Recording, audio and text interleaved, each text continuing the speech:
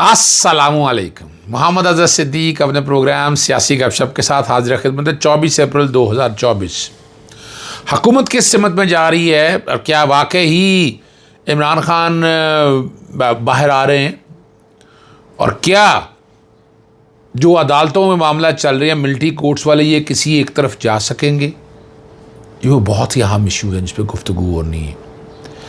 और मामला बहरहाल लार्जर बेंच बनने की तरफ चला गया है। और दौरान इग्गत निकाह केस में के ख़िलाफ़ अपीलों के क्या समाअत हुई और आप क्या देख रहे हैं? मैं तो पहले बता दिया था जो मेरा मैथ्स वीज़ के प्रोग्राम में, इसमें बरीयत है। निगरान हुकूमत फंस गई सर्जिकल वार्ड गुजरात की, और जो बिल्डिंग जो है ना मरीज़ों पर गिर गई। सैकड़ों मरीज़ या जितने भी मरीज़ थे, और वो लोग दवाई के नीचे दब गए। ये निगरान हुकूमत के कारनामे एज़ खुद नोशरू बनता है। इस पर जिन लोगों ने बहुत तेज़ी से ना, बड़ी तेज़ी से कंस्ट्रक्शन, पता नहीं क्या शौक़ था, और कोई हिसाब लेगा? निगरान हुकूमत के दौर में ये ज़रा जो कुछ हुआ है, जो तामीरात चल रही हैं, जो उन्होंने ट्रांसफ़र पोस्टिंग, जो ये जुल्म किया निगरान हुकूमत ने, इसकी दादरसी कहीं है? वजह है कि पीछे से सपोर्ट हासिल थी। अब जब सपोर्ट हासिल है तो फिर तो हालात किसी और तरफ जाते होते हैं ना भाई।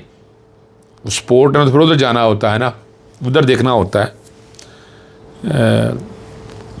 प्रेस कॉन्फ्रेंस की आज सेक्रेटरी इत्तलात PTI रऊफ़ हसन ने और अली मोहम्मद ख़ान के साथ, और मसला जो रखा है वो मिलिट्री कोर्ट्स के हवाले से रखा है कि मिलिट्री केसेस में, मिलिट्री ट्रायल्स में सोबतों का सामना है। बहुत से लोग, किसी ना किसी का भाई, किसी का बाप ज़ेर हिरासत है। सिविलियन का मिलिट्री ट्रायल नहीं होना चाहिए। सिविलियन का सिविल कोर्ट में ट्रायल हो तो उनको अपनी बेगुनाही साबित करने का PTI मुतालबा करती है कि फ़ौरी तौर पर केसेस मिलिट्री कोर्ट से सिविल कोर्ट मुंतकिल किए जाएँ। दहशतगर्द से कोई ताल्लुक़ है ना ही कोई हमदर्दी है। ये लाहिकी हमदर्दी के मुस्तहिक हैं। गिरफ़्तार कारकुनान कौम के बच्चे हैं, और वहाँ वो ईद उल ज़ुहा बड़ा बेंच बनाया जाए और इस सारे मामले को देखा जाए। ये और वहाँ क्या हेयरिंग हुई है वो समाअत मैं आपके सामने रख देता हूँ। फ़ौजी अदालतों में सिविलियन का ट्रायल कदम करने के ख़िलाफ़ जो है ना अपीलों पे जस्टिस अमीनुद्दीन की सरबराही में 6 रुकनी बेंच, जस्टिस जवाद ख्वाजा के वकील ख्वाजा अहमद हुसैन ने बेंच पर एतराज़ उठा दिया। 9 रुकनी बेंच की तश्कील के लिए मामला दोबारा जजिस कमेटी को भेजा जाए। 2 जजिस ने बेंच की तश्कील पर नोट लिखा है। जस्टिस याया अफरीदी और जस्टिस मंसूर अली शाह ने लार्जर बेंच के हवाले से लिखा है।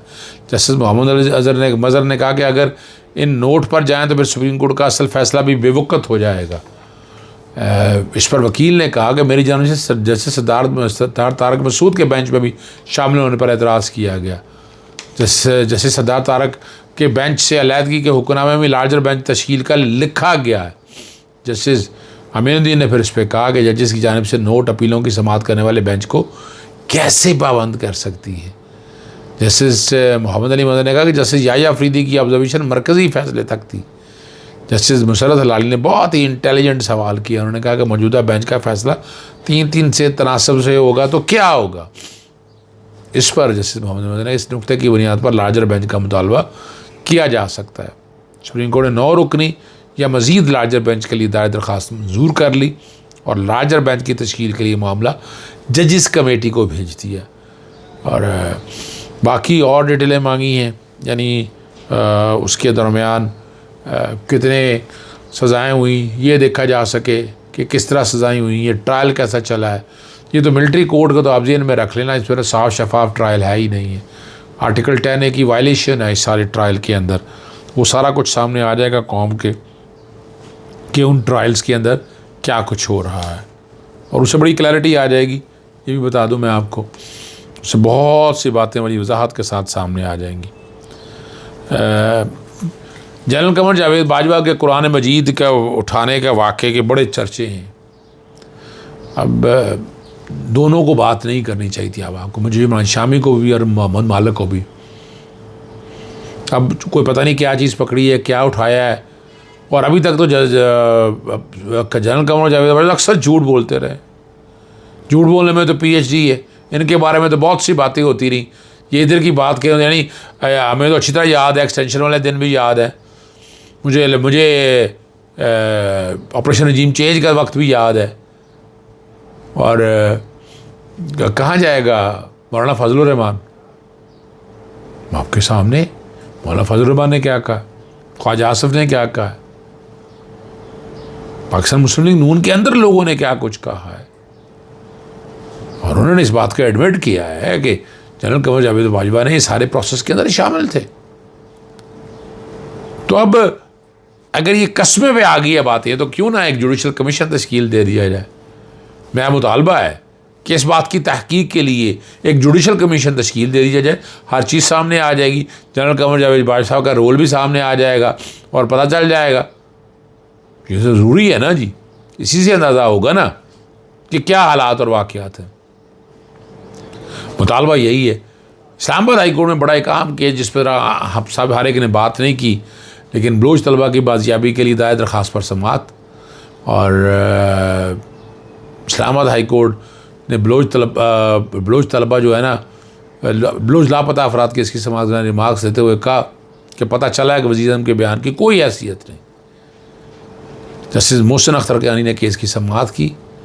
अदालत ने पूछा कि इस पटिशन में इंसानी कोई खिलाफ वर्जियों की निशानदेही की है। ये वाज़ेह है स्टेट अदालतें किसी दहशतगर्द की प्रोटेक्शन नहीं करती। तब सवाल उठता है जब कानून से मावरा कोई कदम होता है, पुलिस जैसी भी कार्रवाई करता है इसको तो हम देख लेते हैं ठीक है या नहीं ठीक।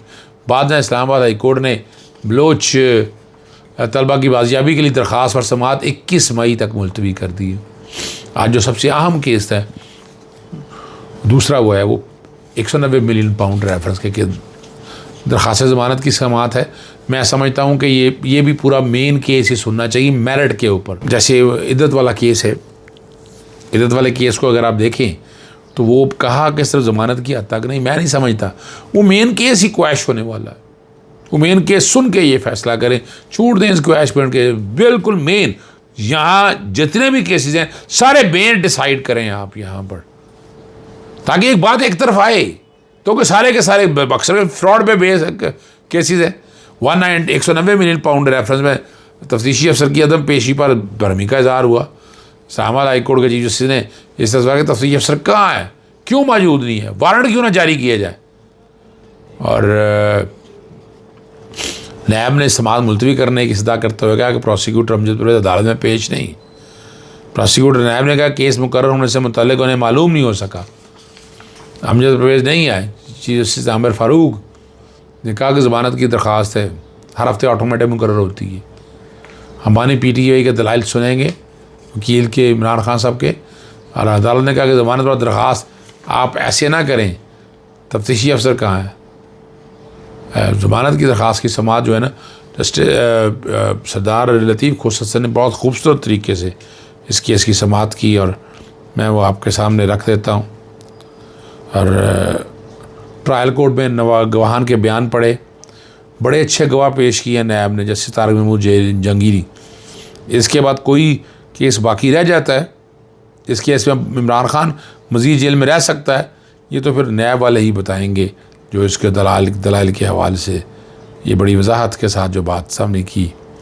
और इस केस के अंदर बड़ी बारीकी के साथ एक एक चीज़ सामने आई है, और अगर उसको सामने रखें तो आप समझ जाएंगे कि ये कुछ नहीं है, सिर्फ बांध के रखा गया। एक और केस जिस पे मैंने बहुत ज़रूरी बात करनी है वो अरशद शरीफ, समी इब्राहिम और इमरान रियाज केसों की तफसीलात की फराहमी का केस है। एक इल्ज़ाम पर एक से ज़ायद मुकदमा दर्ज करने के हवाले से कानून क्या कहता है। डिस्ट्रिक्ट प्रोसिक्यूटर से दलाइल तलब कर लिए कि एक प्रोग्राम रिकॉर्ड जो किया, एक वीलॉग के 25 मुकदमा दर्ज हो जाते हैं। स्टेट के लेवल पर जो इख्तियारात का गलत इस्तेमाल है, इसको हमने देखना है। इन अदालतों को इस बारे में बड़ी वजाहत के साथ आना चाहिए। आप आएंगे तो आगे साथ हो सकेगा, वरना नहीं हो सकता। यहाँ तो आप ज़हन में रख लें, बताता चलूँ आपको, ये समझना ज़रूरी है। अब अगली जो बात है और आखिरी जो मामला है, इलेक्शन कमीशन ने तहरीक इंसाफ के इंट्रा पार्टी इंतखाबात फिर एतराज़ात दायर कर दी और 30 अप्रैल के लिए नोटिस जारी कर दिया है। यहाँ से आप अंदाज़ा लगाएं कि क्या हो रहा है। क्या ये जायज़ है? लेकिन ये हो रहा है यहाँ पर। इमरान खान साहब ने सरबराह सुन्नी इत्तेहाद काउंसिल के सरबराह हामिद रज़ा को चेयरमैन पब्लिक अकाउंट कमेटी नामजद कर दी है। उमर अयूब को हदायत जारी कर दी हैं। इस पर शेर अफजल मरवत को हटा लिया गया है। अब इस कमेटी में वो नहीं आएंगे और इसका फ़ैसला इमरान खान ने किया है और बड़ा सोच समझ के ये फ़ैसला किया है। और अब चलते हैं आखिरी बात की तरफ। चेयरमैन डिप्टी चेयरमैन सेनेट इंतखाब आइन की खिलाफ वर्जी, आर्टिकल 6 की कार्रवाई के लिए दरख्वास्त दायर। और 9 अप्रैल को होने वाले चेयरमैन डिप्टी चेयरमैन सेनेट के इंतखाबात आइन के आर्टिकल 60 की खिलाफ वर्जी। ये मुश्किल है, ये मेंटेनेबिलिटी पे उड़ जाएगी कि जो कुछ भी हुआ है उन इलेक्शंस के ऊपर एतराज़ असेंबली की प्रोसीडिंग के उठाया नहीं जा सकता। जी बिल्कुल, I am very clear about it. इजाज़त चाहता हूँ। अस्सलाम वालेकुम, अल्लाह हाफ़िज़। पाकिस्तान जिंदाबाद।